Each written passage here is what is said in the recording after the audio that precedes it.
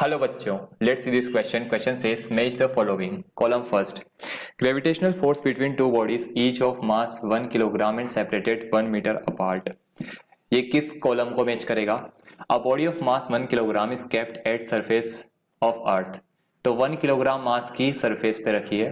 Gravitational force between earth और moon कौन से ऑप्शन को मैच करेगा बताइए. कॉलम सेकंड कहता है कॉस हाई टाइड्स फोर्स की वैल्यू दे रखी है 6.67 इंटू 10⁻11 न्यूटन, फोर्स है 9.8 Newton. Here the key concept is gravitational force तो एक ही पॉइंट है ग्रेविटेशनल फोर्स. All right. तो first force between two bodies of mass 1 kilogram or separated 1 meter apart.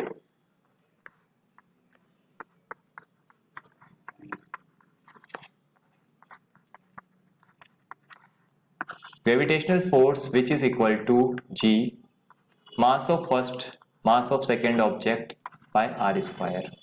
Here G is the universal gravitational constant.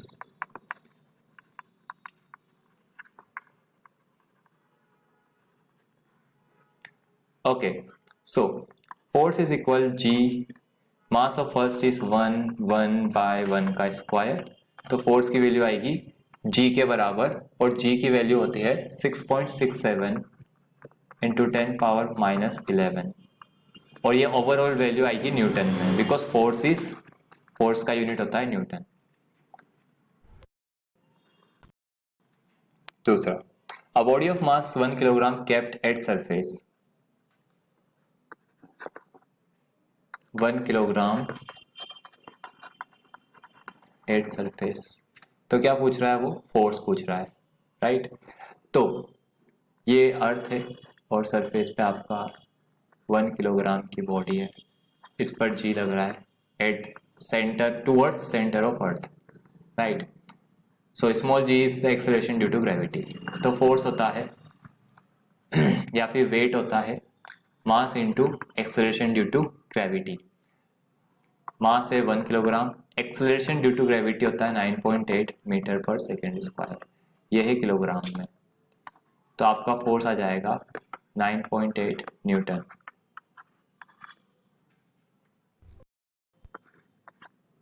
Gravitational force between Earth and Moon. So,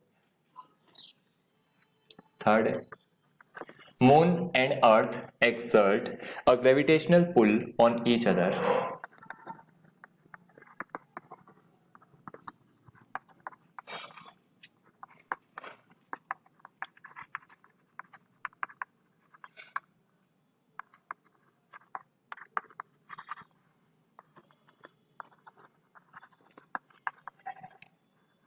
एक दूसरे पे gravitational pull exert करते हैं.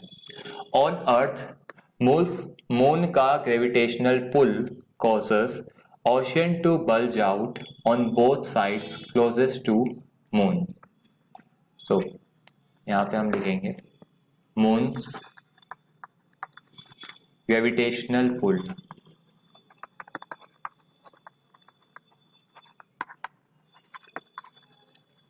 Causes क्या cause करता है? The ocean to bulge out, ocean को to bulge out on both side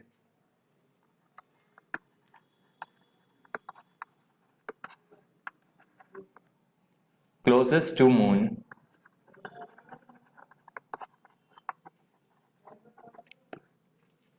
and side farthest from the moon.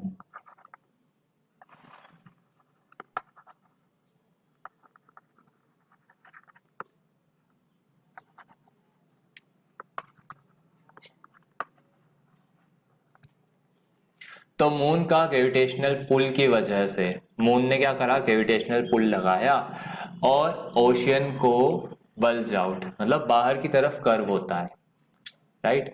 तो आपका जो ओशन है वो ऊपर भी उठता है, राइट? सो आपका जो आंसर है वो ये कह रहा है कि फोर्स लगता है अर्थ और मून के बीच, उसकी वजह से टाइड्स, सो ग्रेविटेशनल फोर्स की वजह से हाई टाइड्स प्रोड्यूस होते हैं, राइट। तो आपके आंसर यहाँ पे है ए क्यू, ए मिल रहा है क्यू से, बी मिल रहा है आर से, सी मिल रहा है पी से। This is your answer. I hope you understood the solution very well. Best of luck. Thank you.